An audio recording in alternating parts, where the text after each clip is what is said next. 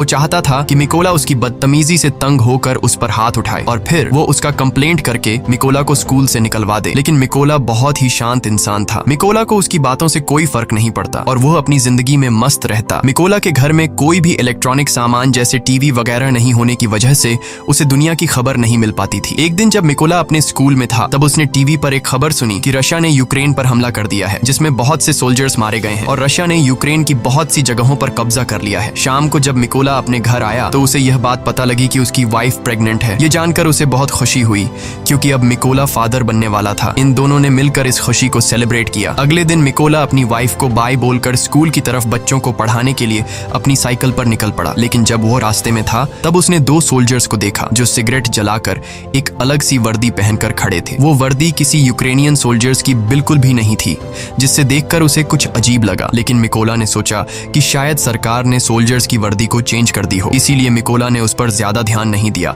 और जल्दी से अपने स्कूल पहुंचा। लेकिन जब वो स्कूल के अंदर आया तो उसने देखा कि पूरा का पूरा स्कूल खाली पड़ा है। कोई एक बच्चा भी स्कूल में नहीं आया। ये देखकर उसे गड़बड़ महसूस हुई। तभी उसने टीवी पर न्यूज देखा जिसमें बताया जा रहा था कि रशिया के सोल्जर्स यूक्रेन पर कब्जा करने के लिए यूक्रेन में घुस चुके हैं। और अब उसे एहसास हुआ कि उसने रास्ते में जो सोल्जर्स देखे थे वो असल में रशिया के थे। ये सोचकर उसे अपनी वाइफ की फिक्र हुई क्योंकि उसकी वाइफ घर पर अकेली थी। वो फौरन अपनी साइकिल पर बैठकर घर की तरफ भागा, लेकिन अब बहुत देर हो चुकी थी। जब मिकोला घर पहुंचा तो उसने देखा कि वे दो सोल्जर्स उसकी वाइफ को बुरी तरह से पीट रहे थे। मिकोला ने अपनी वाइफ को बचाने की कोशिश की, लेकिन उन सिपाहियों ने उसकी भी धुनाई कर दी। मिकोला ने उनसे रिक्वेस्ट की कि प्लीज मेरी वाइफ को मत मारो, वो प्रेग्नेंट है। लेकिन सोल्जर्स ने उनकी एक नहीं सुनी और उन दोनों को पीटते गए। थोड़ी देर बाद एक रशियन सोल्जर ने मिकोला के घर की तलाशी ली और जब उसे अंदर कुछ भी काम का नहीं मिला तो उसने गुस्से में आकर मिकोला के घर को आग लगा दी और वहां से जाने लगे। अब अपने घर को जलता देख नास्तिया गुस्से से लाल हो गई और एक पत्थर उठाकर उन रशियन सोल्जर्स को मारने लगी। ये देखकर एक सिपाही ने गोली चला दी और नास्तिया की मौके पर ही मौत हो गई।